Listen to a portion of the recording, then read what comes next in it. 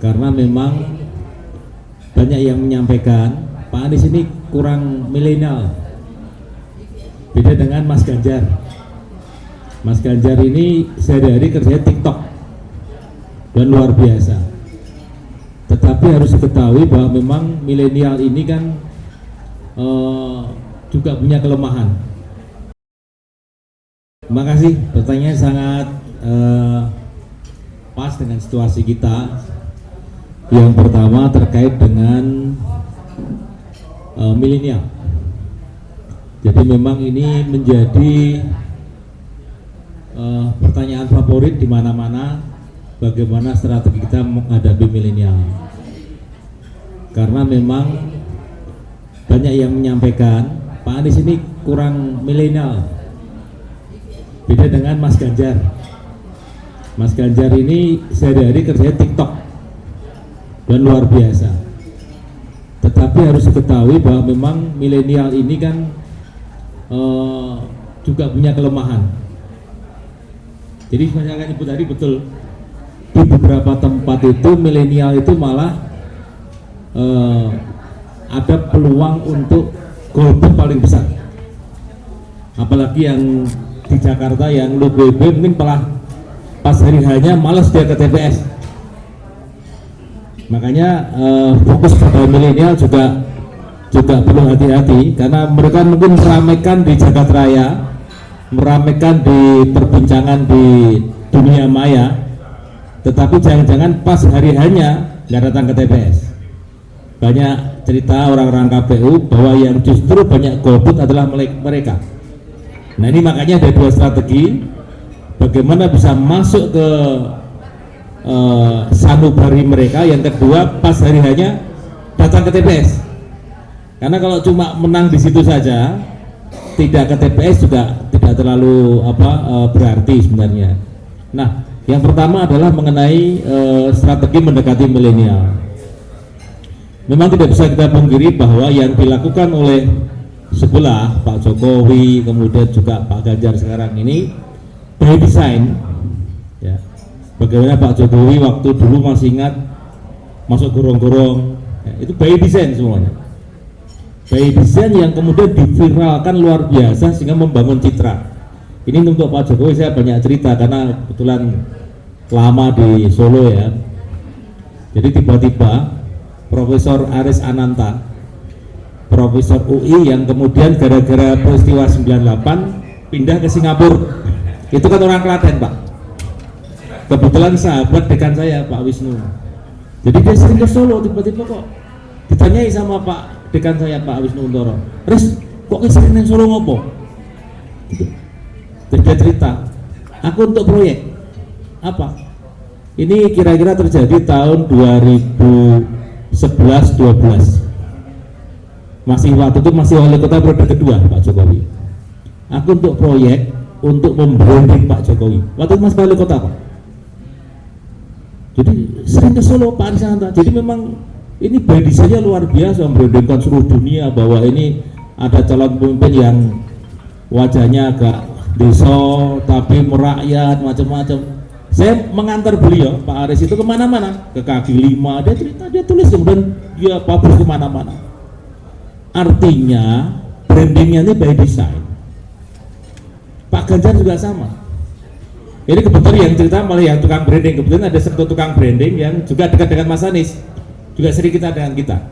Jadi misalkan kemarin peristiwa Wadas, itu perintah dari teman kita, ini tukang branding juga, teman kita juga dulu, tapi dia bermain juga di tempatnya Mas Ganjar. Dia yang meminta Mas Ganjar supaya ke Wadas, padahal waktu itu Mas Ganjar kakinya habis patah naik sepeda, kepleset itu, datang ke Wadas.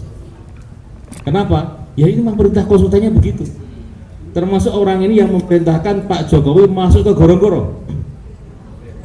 Jadi semuanya itu by design, membuat image itu. Nah sebenarnya kalau seperti itu Mas Anies sudah punya bakat. Di Jakarta saya rasa sudah begitu ya. Jadi kita sudah jadi saksi. Meskipun dilawan dengan Bu Risma, tiba-tiba Bu Risma ketika jadi Menteri Sosial tiba-tiba ketemu gelandangan di Bundaran HI, kan tidak mungkin itu. Seumur pun tidak pernah ada gelandangan di situ, tahu-tahu ketemu, kemudian diekspos. Tapi hari-hari ini kelihatannya banyak diamnya Bu Risma. Artinya memang ini kalau kita bicara mengenai dunia maya, ini dunia branding, Mas Anies sebenarnya sudah banyak melakukan itu. Coba nanti Bapak Ibu ya, silakan nanti masuk ke YouTube, masuk ke beberapa channel tertentu yang memang itu channel pendukungnya Mas Anies. Ada YouTube macam-macam. Ya dulu kan sering di komplain saya, Pak mana nggak ada ini, semuanya banyaknya keyword. Itu pokoknya habis-habisan. Tetapi kan masyarakat kita tuh sadar dan rasional. Maki-makinya itu kadang-kadang nggak fokus dan ngawur gitu kan mereka itu. Dan selalu dijawab Mas Anies dengan tepat. Banyak kejadian simpel yang awal-awal dulu. Mas Anies dipersoalkan gara-gara tiba-tiba banyak pohon plastik itu loh. Ternyata pohonnya Ahok dulu tuh. Wow, sudah luar biasa di Facebook, di macam-macam. Ternyata itu pohonnya Ahok sebenarnya. Tapi dipasang lagi dinas pekerjaan umum dan pasang lagi. Tapi itu bukan Mas Anies yang agar itu zaman dulu gitu. Ini contoh-contoh saja bahwa memang banyak hal seperti itu. Nah, tadi betul Pak, serangan udara sekarang sudah banyak teman-teman. Bahkan kalau di TikTok sekarang, TikTok hari ini itu lebih kuat Mas Anies daripada Mas Ganjar. Coba Bapak lihat TikTok. Saya juga sekarang pemain TikTok, semua pemain TikTok karena paling mudah. TikTok itu easy going lah, wajah ada gambar. Bahkan kalau gambarnya terlalu bagus, malah nggak ada yang nonton. Ini Mas Nia baru saja hanya ngirim pertanyaan apa tadi? Nah, mengapa Anies tidak di Jawa Tengah? Langsung 2000 pembacanya, komentarnya banyak sekali. Tapi begitu kita buat gambar yang sangat bagus, nggak ada yang nonton. Simpel-simpel ya, TikTok ini sekarang dulu dipakai oleh Mas Ganjar kan itu. Tiba-tiba dia ngamuk di SBY terbuangi gara-gara untuk membuktikan bahwa dia tuh tidak ada KKN. Itu langsung viral tuh. Itu yang dia lakukan selama ini. Tapi Mas Anies waktu itu kan selalu menjaga. Mas Lukman kalau bisa ketika masih jadi gubernur beliau nggak mau. Jadi pernah ada deklarasi di Jakarta, teman kita juga yang deklarasi, saya dimarahi, Mas Lukman siapa itu deklarasi di Jakarta? Lo kenapa? Ya ini nggak etis, saya masih gubernur kalau deklarasi di Jakarta. Itu saya dimarahi saya. Tolong diingatkan, tapi pelan-pelan ya, jangan sampai mutung ya. Lagi apa itu teman kita juga, sama-sama dengan di Jakarta juga dulu mereka. Cuma mereka tidak sabar. Sementara dalam perang ini kan perlu strategi. Di Solo Raya, Mas Anies itu baru membolehkan kita untuk deklarasi 2 minggu sebelum turun dari gubernur. Ditahan terus. Mas Lukman pokoknya Solo Raya jangan dulu. Ya tadi saya ceritakan tadi dampaknya, karena sana itu kandangnya Mbak Puan. Sementara Mbak Puan dengan Mas Ganjar ini kan belum akur dulu ya. Sekarang mungkin kelihatannya sudah, tapi tidak tahu ujungnya.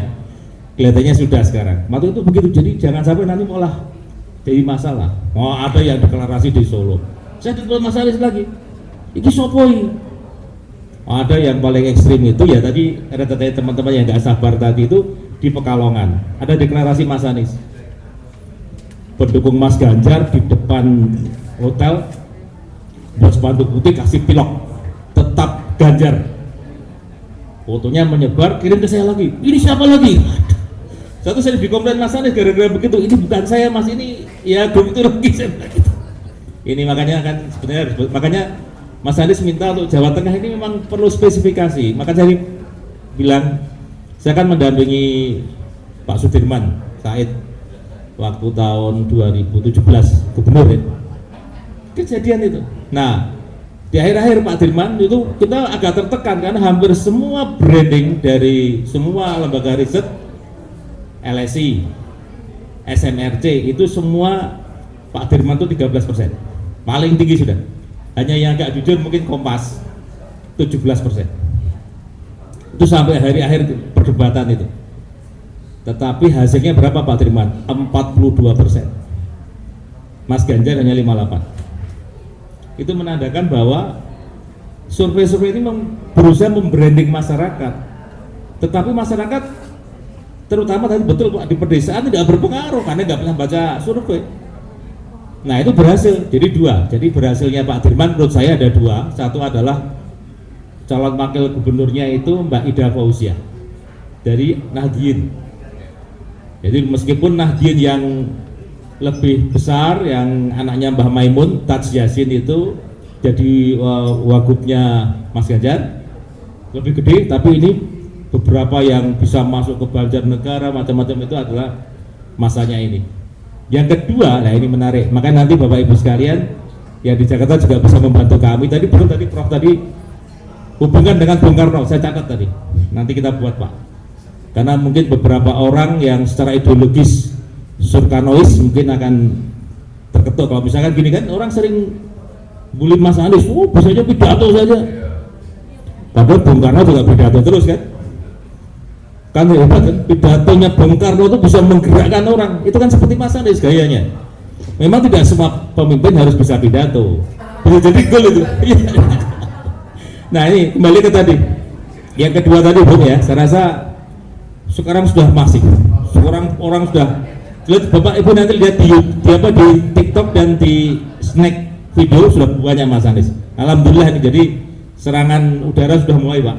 Kelihatannya membalik situasi karena memang banyak hal yang menurut saya politik kita ini memang semakin hari justru semakin memburuk gitu. Orang bereaksi. Ini satu. Yang kedua, lalu tadi pertanyaan berikutnya apa Bu tadi? Yang kedua tadi?